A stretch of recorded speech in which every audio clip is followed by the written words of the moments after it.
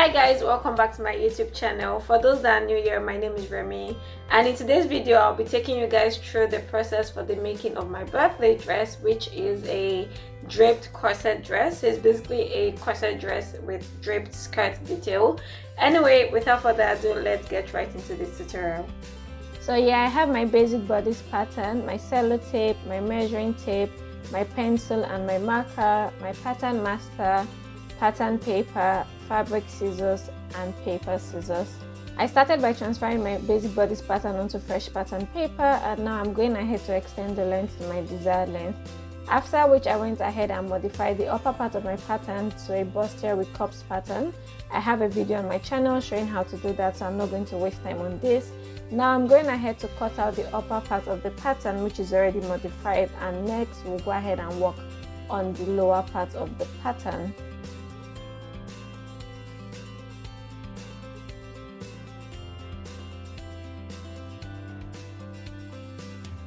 So in this video, I'll be showing you guys how I converted the corset from a 2-cup to a 3-cup piece because a subscriber asked for that in the previous video. So now I'm going ahead to cut out the dart up onto the middle line, and I'm just going to draw like a slight curve, making sure that the most prominent part of the curve is on my bust line, my true bust line.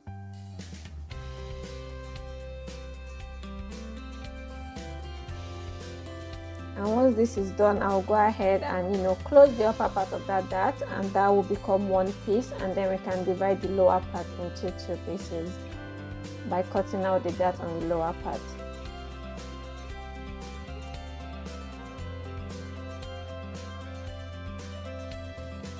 So I'm just labeling it, so by the time I cut it out it's easy to identify. So the upper part is A, the center front is B, and the part next to the side is C. So there I have my 3-piece cup. So the upper part of my dress is ready, the back pieces and the front pieces. Now onto the lower part of the dress. I'm just going ahead to modify the pattern because my basic bodice pattern was drafted with a lot of ease and I need to remove the ease. So now I'm also transferring some of the excess tightening that I did on the upper part of the bodice. I'm transferring that to the side, so you guys can see it over there. And I will also reduce the lower part by 1.5 inches because this is supposed to be a fitted dress.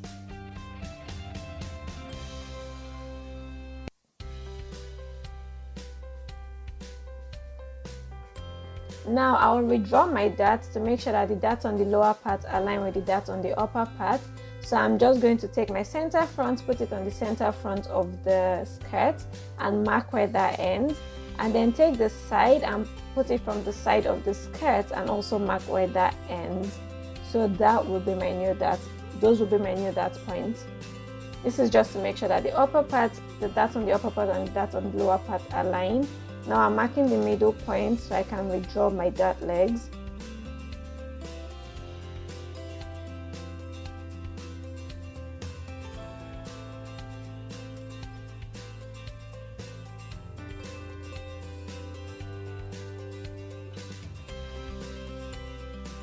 Now that's it well for now. Now for the back, I'll just go ahead and tighten the back. I think the hip was okay.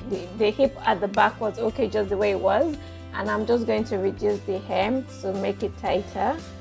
And that's it for the back.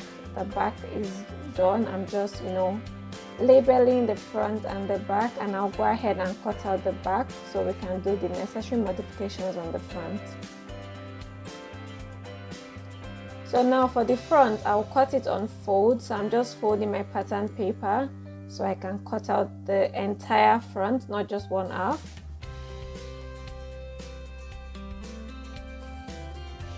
And now I'm going ahead to transfer my darts to the other side. So once that is done, I'm extending the middle of the dart to the end, and I'm just marking 9 inches on both sides to create my draping lines. Now because I wanted 6 slash lines for my drapes, I'm creating spaces 1 inch apart on that middle, on the dart leg.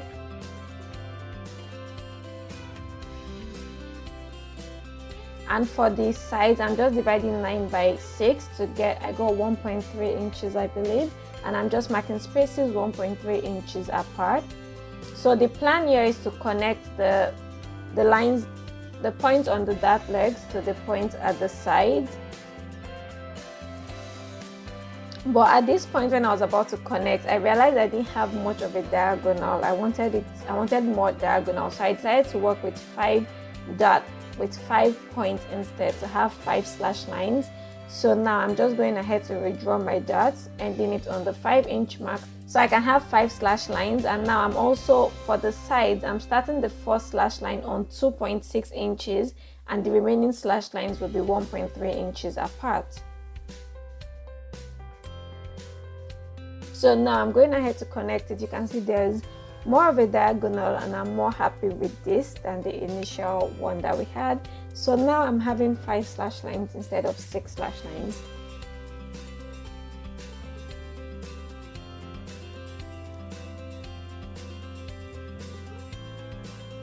Now for this side, I'll go ahead and redraw my dart. Basically, I'll transfer my dart from where it is currently to a point towards the end of the pattern, like you guys can see me doing here.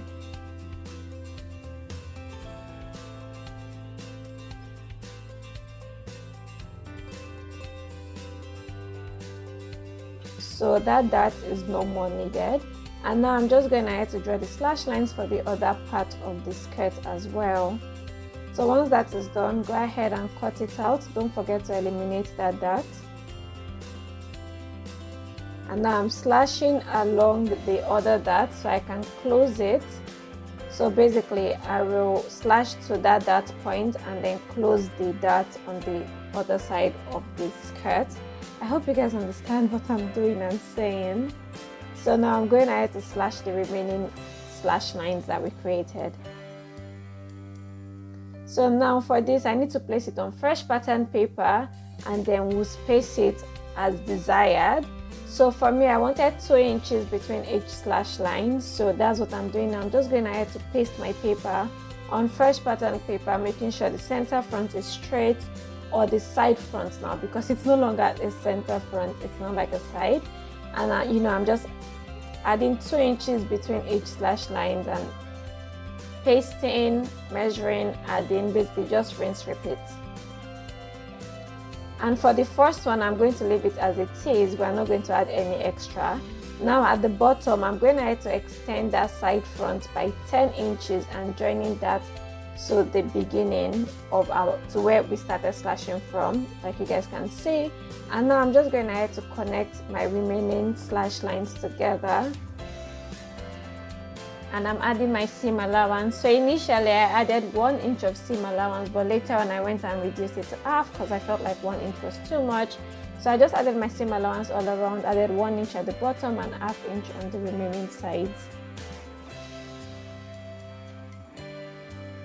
So once you're satisfied with everything, just go ahead and place marks, like notch lines, basically guidelines on those parts that you slash, so that when it's time to join it together, you just know how to join everything back together nicely.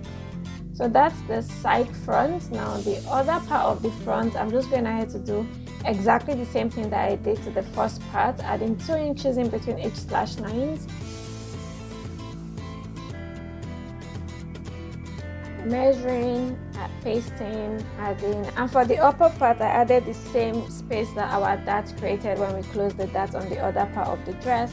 And now I'm just going ahead to also extend the lower part by 10 inches like we did for the first part of the front. And I'm connecting the slash lines together. So that's it. After doing everything, I went ahead and cut out all of my pattern pieces on my fabric of choice. Onto the sewing process, I started by sewing the upper part of my dress, which is the bustier with cups part, and I'm not going to waste time on this because I already have about 2 videos on my channel showing how to do this. So let's just move through this part quickly.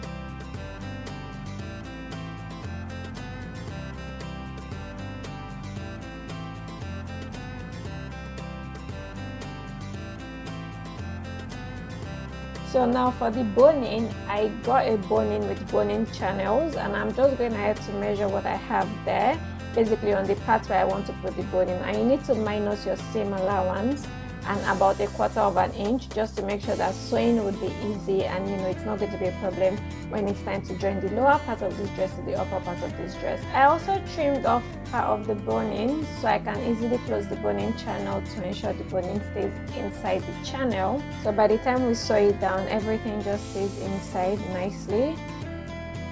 Once that is done, I'll go ahead and measure the other parts of the dress where we're going to be attaching boning, and just minus my seam allowance, minus 1/4 inch, and cut off the desired length.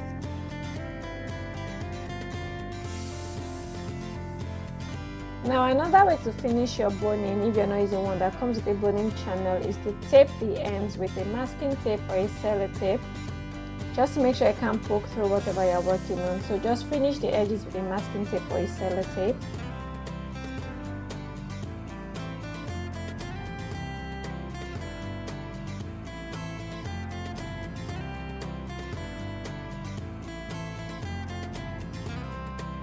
Or by using a lighter or some source of fire to just melt the edges. But be safe when doing this, guys. Be very careful. Now once that is done, I'm just going ahead to close off the edge of all my boning channels.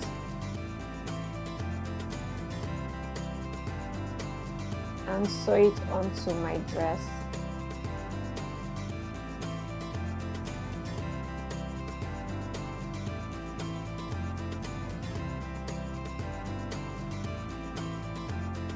So I also decided to put boning in the middle of the upper part of the dress. So I just went ahead, did the same thing, measured what I needed, and now I'm going ahead to pin it in place. I'm just measuring that it's at equal distance between the two parts, so it's aligned and straight. And next I'm taking it to my sewing machine to sew it down.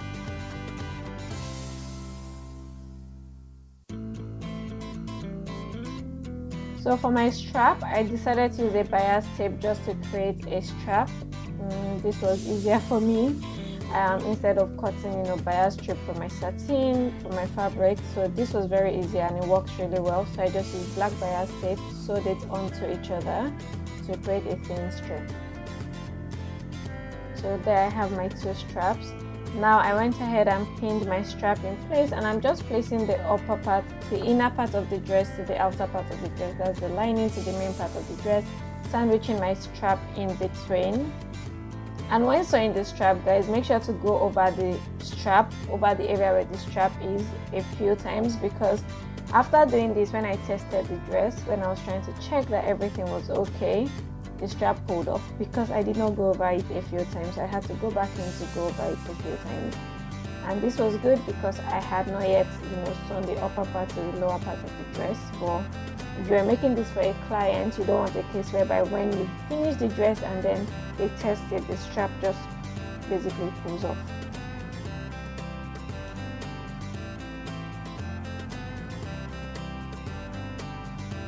So that's it, my lining is sewn to the outer part of my dress, and now I'm just going ahead to trim off the excess seam allowances, and next I'll go in to notch my seams, basically just snip my seams so it lays easily when I turn it inside out.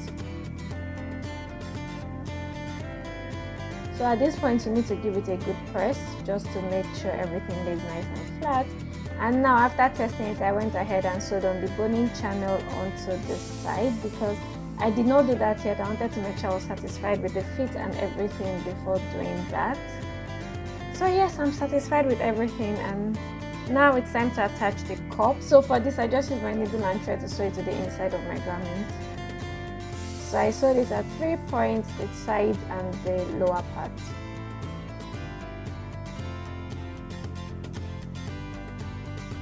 Yeah, some people also just use gum or fabric glue to do this. I will probably try that next time. I think it may be better and easier and faster. I'm a lazy sewer, guys.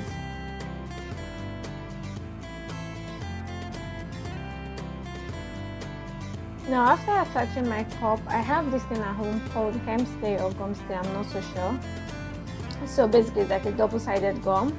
I will just cut off like random pieces and place it on the inner part of my dress in strategic places, like, you know, the cup, the upper part of the dress, the neckline. Yes, that's what it's called, the neckline.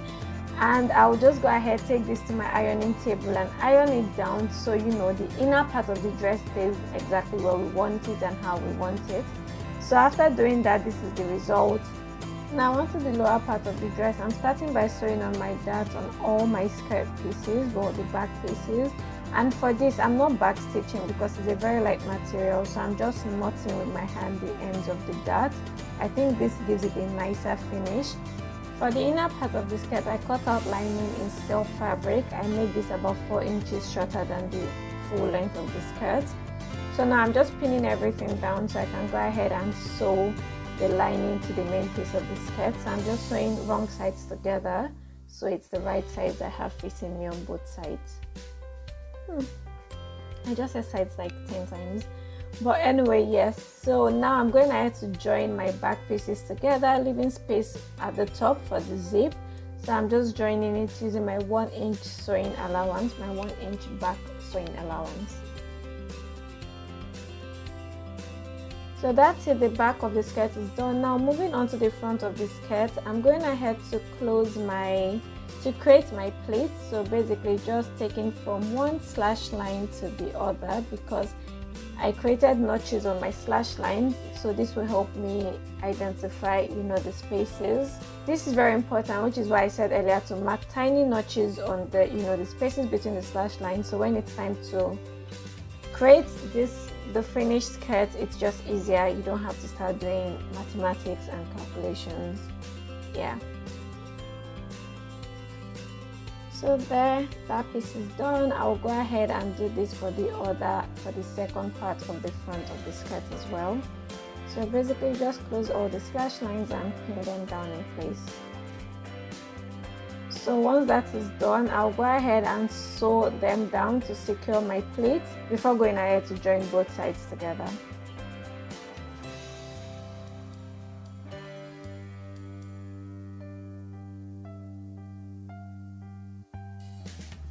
So after joining both sides together, I will pin them down, making sure to align the slash lines, but I tried to the best of my ability.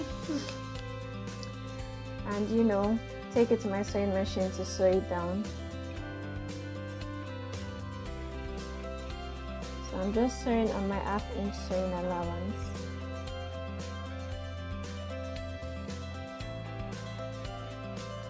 So that's it, the front of my skirt is ready. Now it's time to join the back and the front together to create the lower part of this dress. So that's just what I'm doing here. Just be careful so that you don't create pleats on the side, because the sides don't have pleats. So yeah, the pleats disappear to nothing on the side, remember.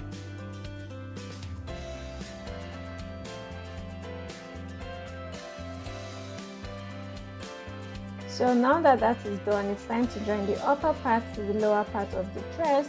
So I'm just pinning everything down, making sure to align my seams and my darts, and yeah, just making sure that everything is aligned and nice. At this point, I honestly could not wait to be done with the dress. I actually made this dress for like a week. I just kept abandoning it and picking it back up and abandoning it and picking it back up. So yeah, I'm just doing the final joining, well, almost the final joining. Once that is done, I'm going ahead to sew in the hem of the dress.